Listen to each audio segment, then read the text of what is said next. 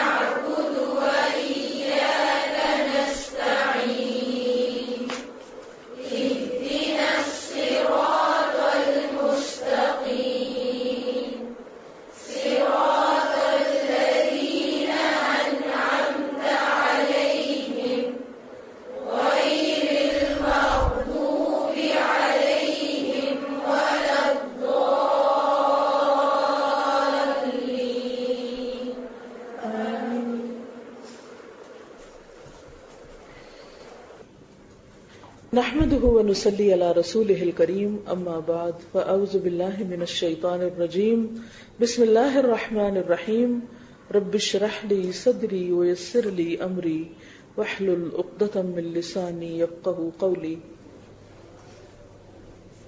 مثالی استاد. استاد کا لفظ سامنے آتے ہی سنتے ہی آپ کے ذہن میں کیا آتا ہے؟ جو پڑھاتا ہے، علم دیتا ہے، تربیت کرتا ہے، جو سکھاتا ہے، جن کی بات مانی جاتی ہے، اور روحانی ماں باپ اور احترام کے لائق بعمل پرسنالٹی، پاکیزہ سا امیج ہوتا ہے. یہ نہیں آتا کہ وہ کسی چیز کا ماسٹر ہوتا ہے، جو اپنے کام میں ماہر ہو. ٹھیک ہے، تو اس سے کیا پتہ چلتا ہے استاد بننے کے لیے کیا ضروری ہے؟ مہارت. صرف علم کافی نہیں. علم اور مہارت میں کیا فرق ہے؟ علم ہوگا تو مہارت آئے گی. نالج اینڈ اسکل دونوں فرق ہیں. What is knowledge and what is skill? جاننے کا نام ہے، جبکہ مہارت اس علم کو اپلائی کرنے کا نام ہے. مثلا علم جاننا اور پھر اس کو آگے پہنچانے کے لیے صرف علم نہیں اور کیا چاہیے ہوتا ہے؟ مہارت چاہیے ہوتی ہے. ٹھیک ہے نا؟ تو علم اور مہارت دونوں میں فرق ہے.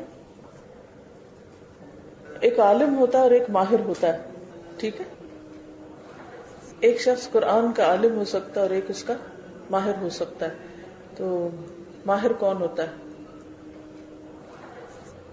یہ کوئی شخص جس کو MBBS کی ڈگری مل جائے، وہ اگر اپنے آپ کو ڈاکٹر کہلوانے لگ جائے تو ناانصافی ہوگی.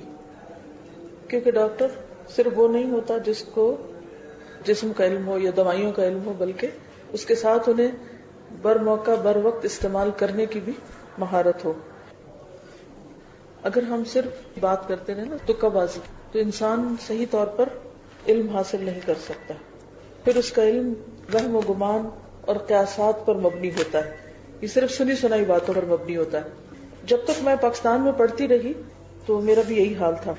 ہر چیز کے بارے میں گمان قائم کر لینا، اور وہ گمان کس پر بیسڈ ہوتا تھا؟ پریویس نالج پر، یہ سنی سنائی باتوں پر. یہ کیا چیز ہے؟ جیسے میں نے آ کے پوچھا نا آپ استاد کس کو کہتے ہیں، تو آپ کے ذہن میں جو امیجنیشن تھا، جو آپ کے ذہن میں ایک خیال تھا، ایک سوچ تھی، بس اس کو آپ نے ایکسپریس کر دیا. تو اچھی بات ہے، لیکن علم کی دنیا میں ایسا نہیں چلتا. علم کی دنیا میں یہ نہیں ہوتا. اور خاص طور پر اگر آپ نے علم کو آگے پہنچانا ہو تو پھر تو یہ طریقہ انتہائی خطرناک ہے، کیونکہ بہت سے لوگ یہی کچھ کر رہے ہوتے ہیں. تو جب میں PhD کے لیے گئی تو مجھے Day 1 پر ڈکشنری کا صرف استعمال نہیں، اس کا پابند کیا گیا کہ کسی بھی بات کو بغیر دلیل کے پیش نہیں کیا جائے گا. کسی بھی بات کو محض تکے سے یا خیال سے یا بس اپنے گزشتہ علم کی بنیاد پر ایک گیس کرتے ہوئے نہیں کہا جائے گا، بلکہ اس کی دلیل دی جائے گی. اور اس میں آپ جتنے پھر ماہر ہو جائیں، اگر آپ اپنے دلائل کو صحیح طور پر پروو کر لیں، اسے ثابت کر سکیں، تو پھر کیا ہوگا؟ کوئی آپ کی بات کو ریفیوٹ نہیں کر سکتا. اس میں پھر یہ مسلم اور نان مسلم ہونے کی بات نہیں رہتی، اس میں دلیل کی بات ہوتی. اگر آپ کے پاس دلیل ہے تو آپ اپنی بات ثابت کر سکتے ہیں کسی کے سامنے بھی، اور اگر دلیل نہیں ہے تو آپ کچھ بھی نہیں کر سکتے. جامع نسیم اللغات اردو، اس میں انہوں نے لکھا ہے علم، جاننا، آگاہی، لکھتے جائیں، واقفیت، دانائی، ہنر، جوہر، کسی خاص فن کی ماہیت. جب اس میں پختگی آتی ہے تو پھر مہارت کا درجہ بھی آ جاتا ہے. لیکن اسکل جو ہے، جس کو مہارت آپ کہہ سکتے ہیں، واقفیت، مشق، ہنر میں کمال. اینی ویز، جتنی بھی باتیں آپ نے پڑھی سنی، اس کے نتیجے میں مجھے بتائیے کہ کیا استاد بننے کے لیے علم کافی ہے؟ واقفیت، آگہی کافی ہے؟ کیا چاہیے؟ مہارت بھی چاہیے. کس چیز کی مہارت؟ جس فیلڈ کے آپ استاد بننا چاہتے ہیں، جس بھی شعبے کو آپ چنتے ہیں، اس کو ڈیلیور کرنے کی مہارت، سکھانے کی مہارت، کہ جو کام آپ کرنا چاہتے ہیں، جو کام آپ آگے لے کے بڑھنا چاہتے ہیں، کیا اس کے لیے آپ کے پاس ضروری علم کے ساتھ مہارت آ گئی ہے؟ کیونکہ اگر آپ علم رکھتے ہیں لیکن مہارت نہیں رکھتے تو آپ استاد نہیں کہلا سکتے. مہارت کس چیز کی؟ اس علم کو عمل میں لانے اور اس کو آگے پہنچانے کی، اسے سکھانے کی. ایک ہوتا ہے تعلیم اور ایک ہوتا ہے تعلم. دونوں میں فرق ہوتا ہے. تعلم ہوتا ہے خود لینا اور تعلیم ہوتا ہے آگے دینا. خود لینے کے لیے بھی کچھ ضروری اوصاف ہونے چاہیے انسان کے اندر، اور پھر اس کو آگے دینے کے لیے بھی. ایک اچھا طالب علم نہیں ہو سکتا جب تک اس کے پاس لینے کی پوری طرح صلاحیت نہ ہو. آپ کو یاد ہوگا آپ کا کورس جب شروع ہوا تھا تو اس وقت آپ کو مثالی طالب علم پر کچھ باتیں بتائی گئی تھی شروع میں، جیسے کہ ترجمہ کیسے لکھیں، تفسیر کیسے لکھیں، سبق کیسے یاد کریں، امتحان کیسے دیں.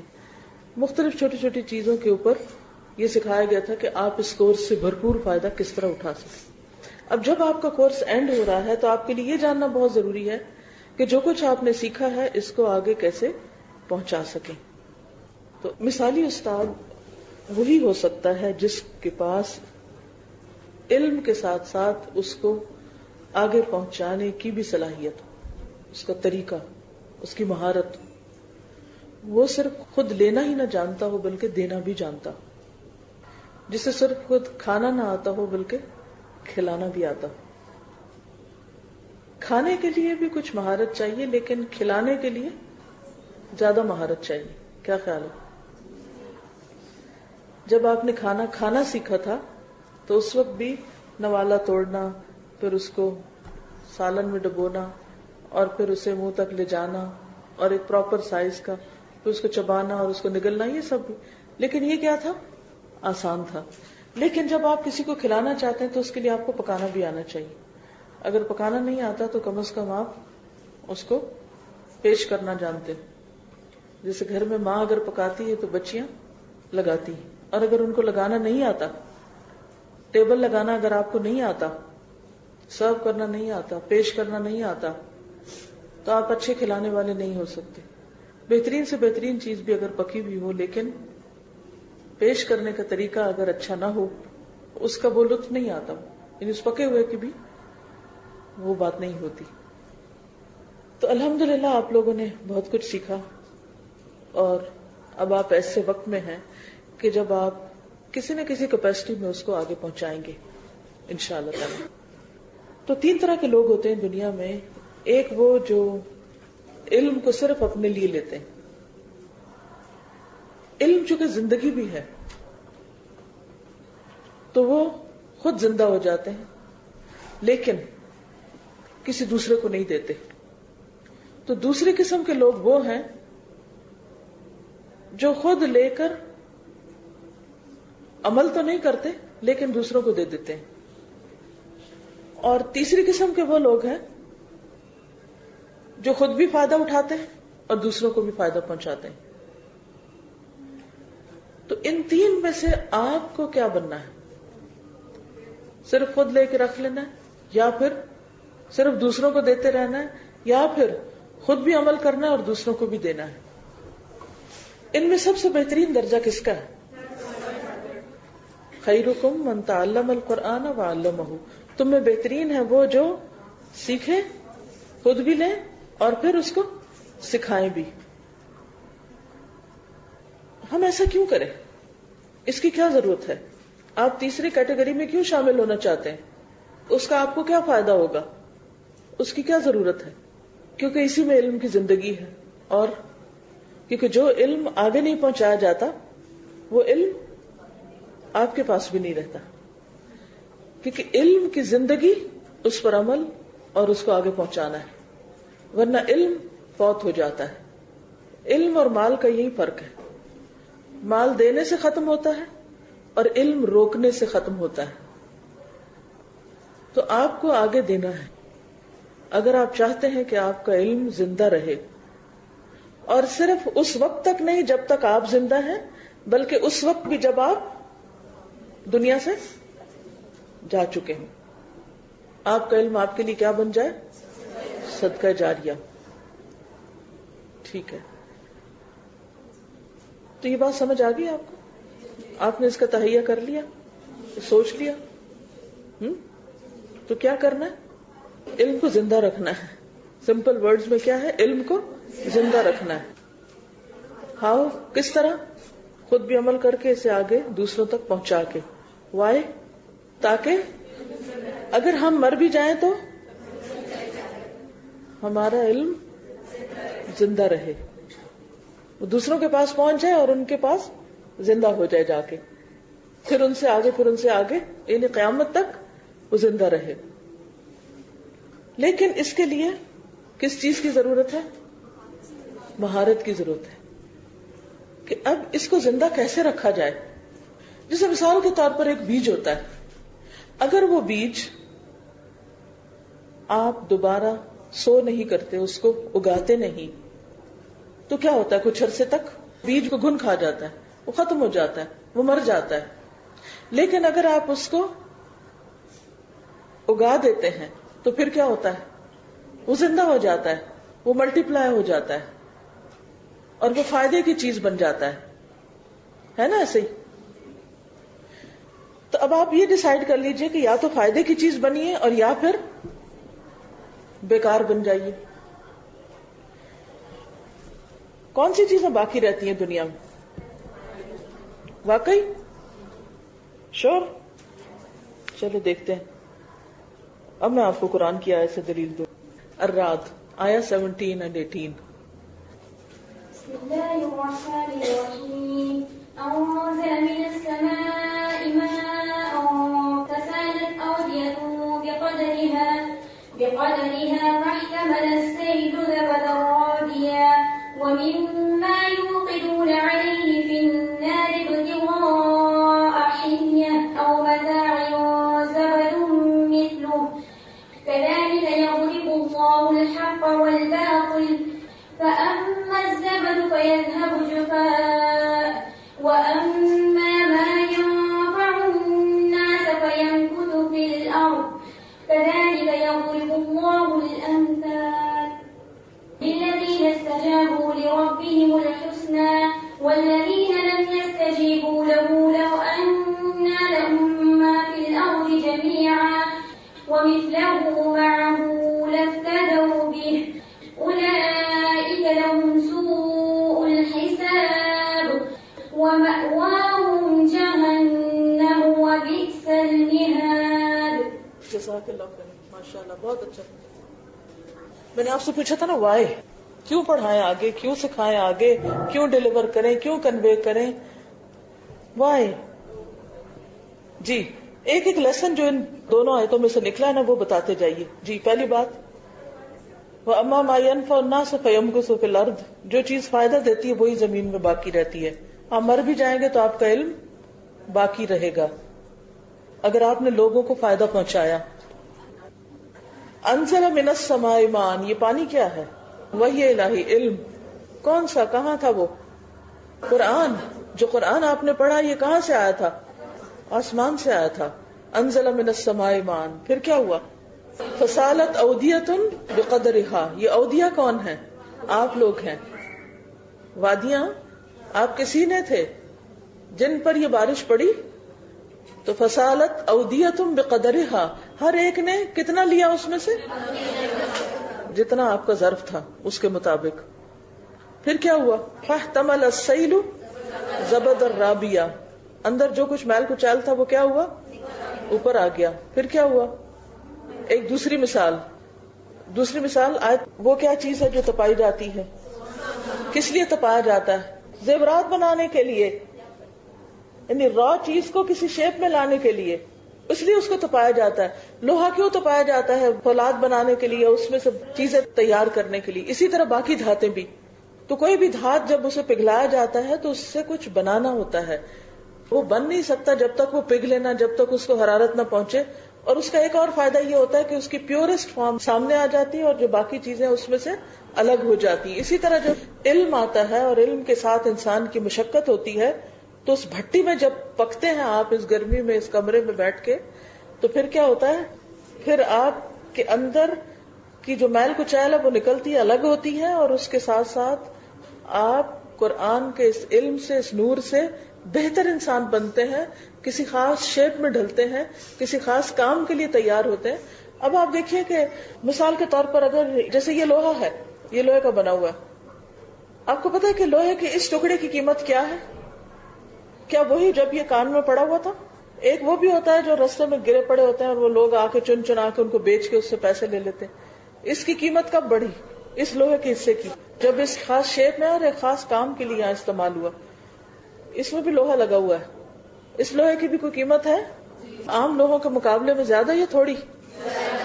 بہت زیادہ. کس چیز نے اس کی قیمت بڑھا دی؟ جب اس نے یہ نام اور یہ شکل اختیار کی. اگر اس میں نہ آتا تو اس کی یہ قیمت نہ بنتی. اور اس سے بھی زیادہ جو جتنا زیادہ بھٹی سے پک کے نکلتا ہے اور سیکھتا ہے اور اسکل اور ہنر حاصل کرتا ہے، پھر اس کی قیمت اتنی ہی زیادہ ہو جاتی ہے. پھر کیا ہوا؟ آگے پڑھیے.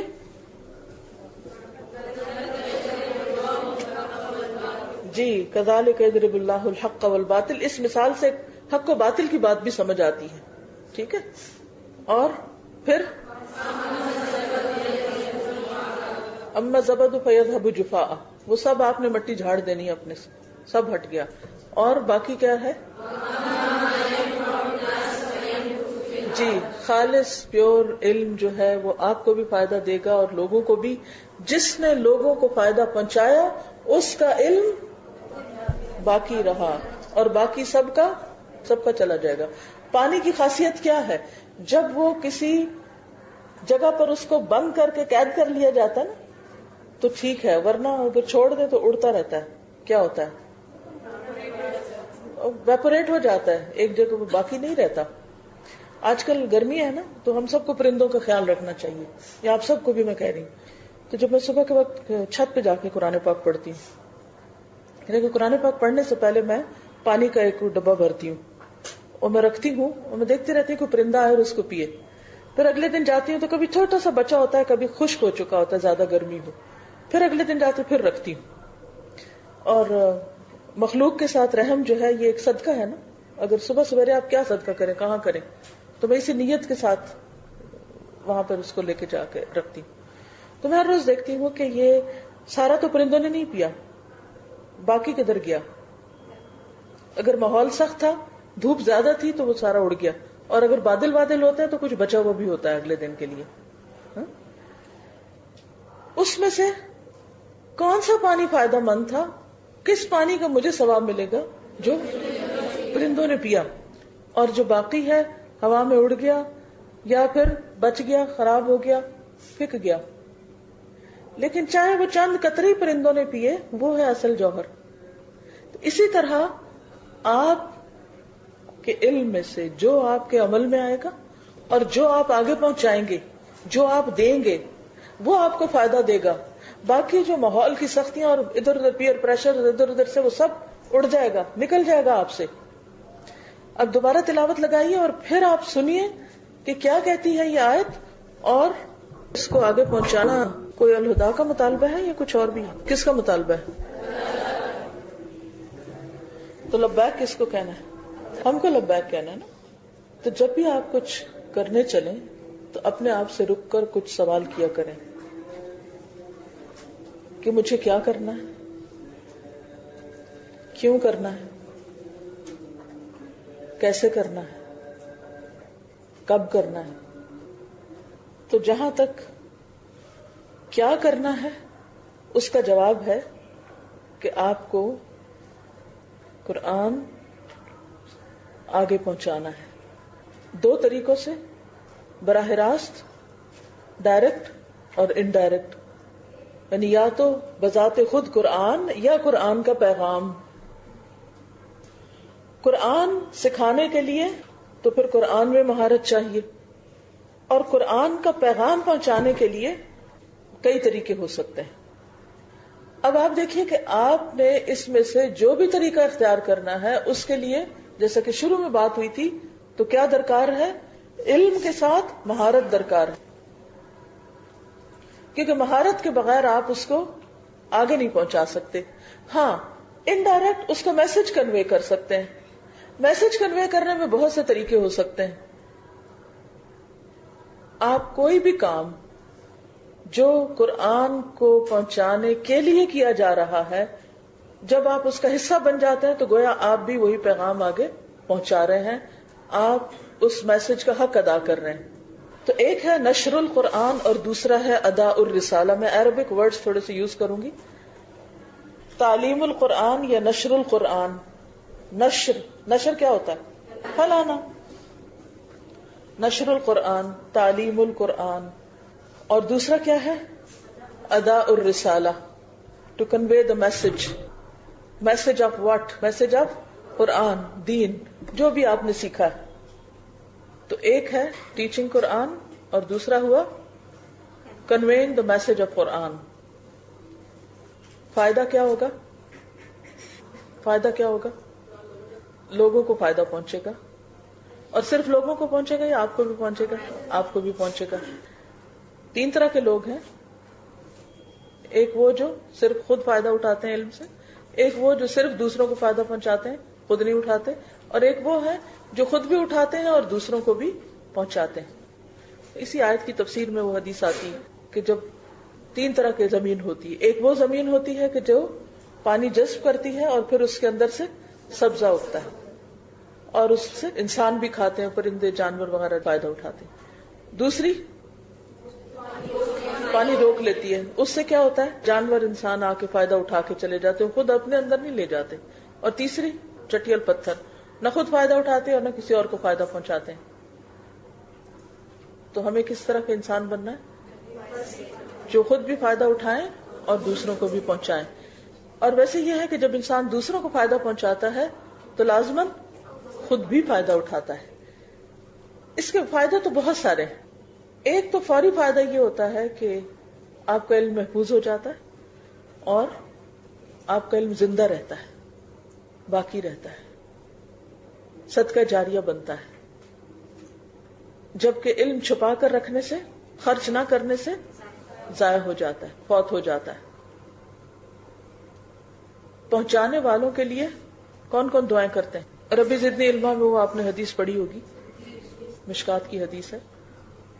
بہت سی مخلوق دعائیں کرتی، سمندر کی مخلوق بھی، زمین کی مخلوق، چیونٹیاں وغیرہ، اور باقی لوگ بھی اس کے لیے دعائیں کرتے ہیں. اور کیا فائدہ ہوتا ہے؟ چلیے تھوڑے سے فائدے گنوا لیتے ہیں.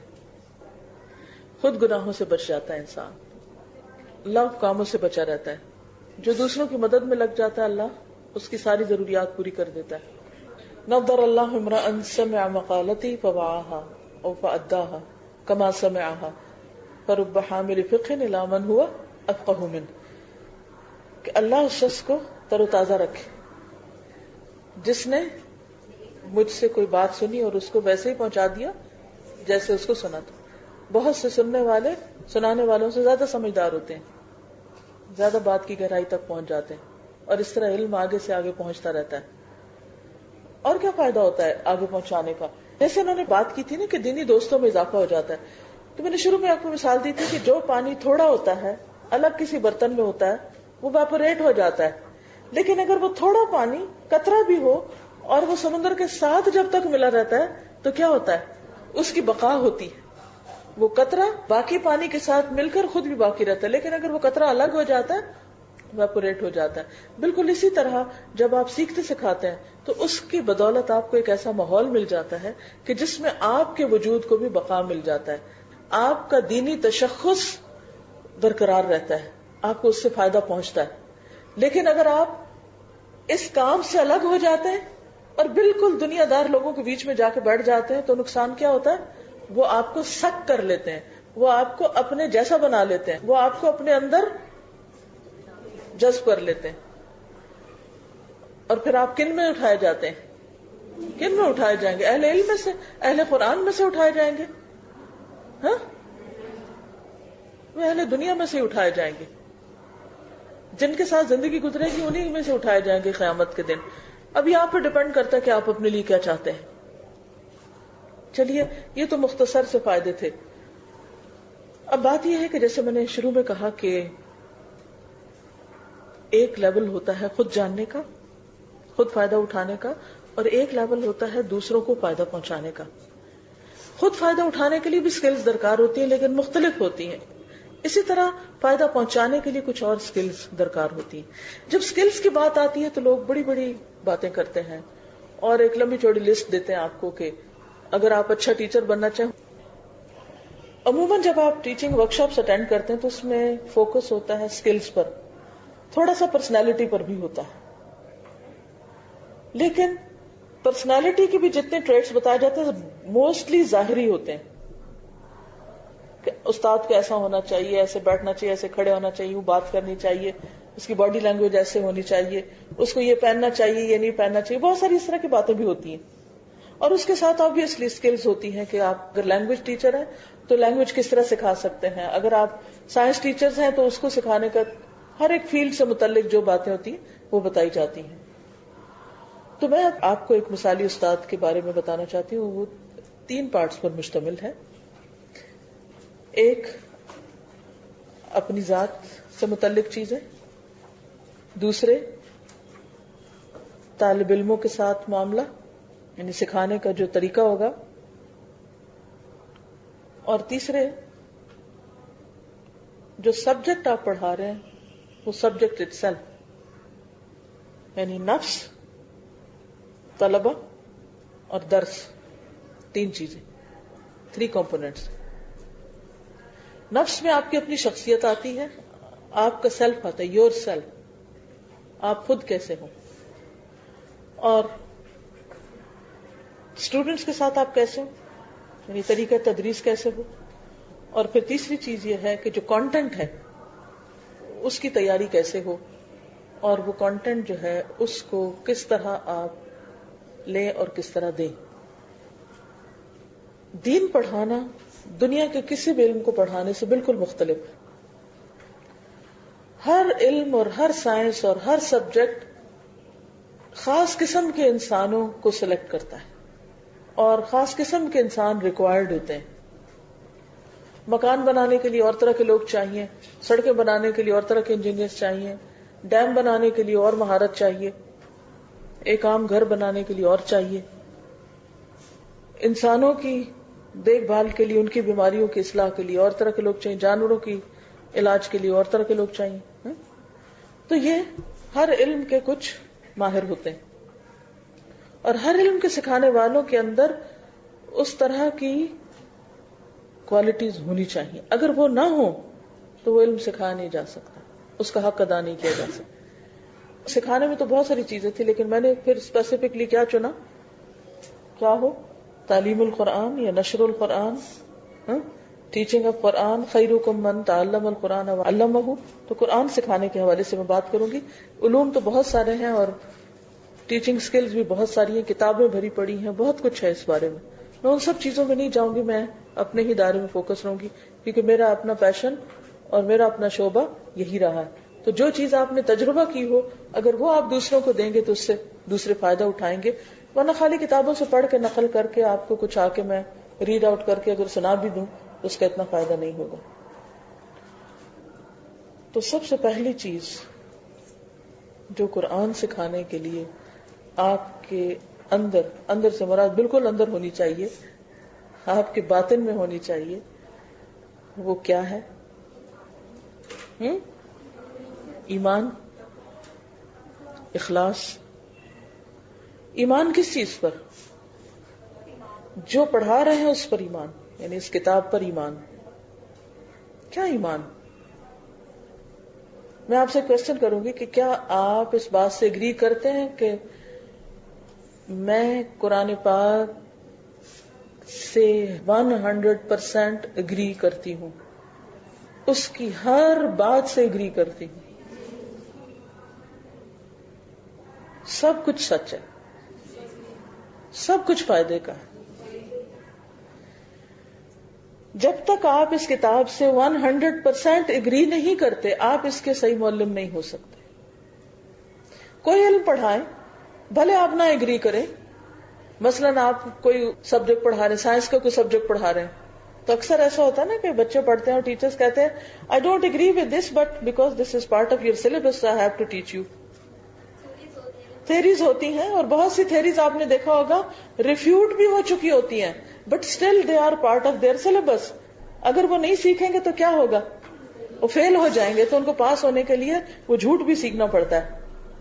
لیکن قرآن پاک واحد ایک ایسا علم ہے کہ لا ریب فیہ، اور اگر اس کتاب میں کوئی ریب نہیں نا تو آپ کے اندر بھی کوئی ریب نہیں ہونا چاہیے.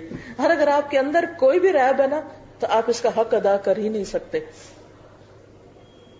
بہت سے لوگ ہیں وہ کہتے ہیں اچھا قرآن میں عورت کی گواہی آدھی کی بات آئی تو میرا دل نہیں مانتا، کچھ 4 شادیاں دل نہیں مانتا.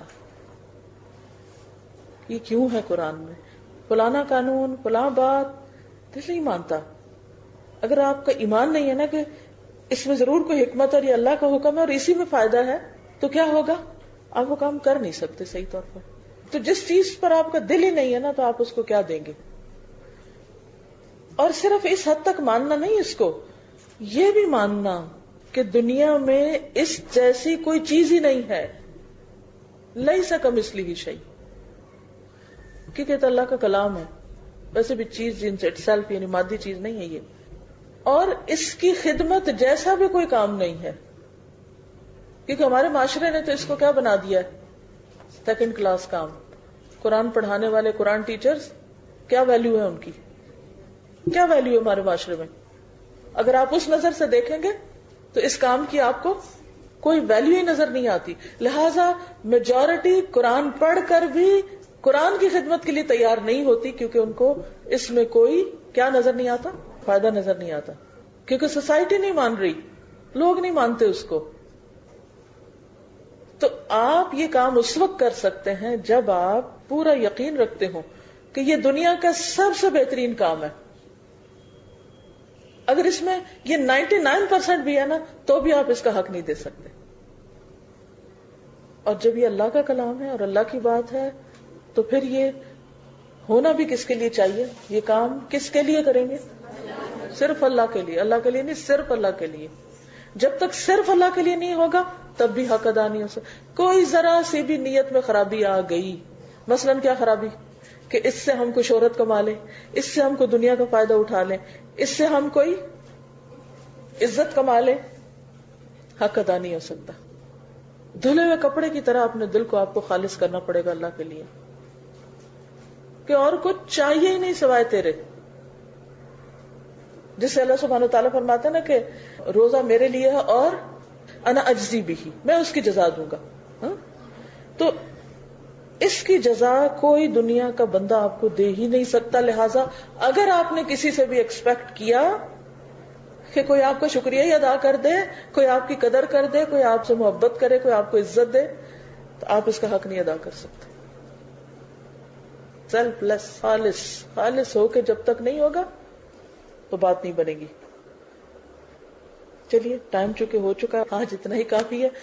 اب کل انشاءاللہ میں حاضر ہوں گی آپ کی خدمت میں، لیکن اس کا فائدہ جب ہی ہوگا جب آپ میرے ساتھ چلیں گے اور آپ جو میں کہہ رہی ہوں اس کو سمجھیں گے.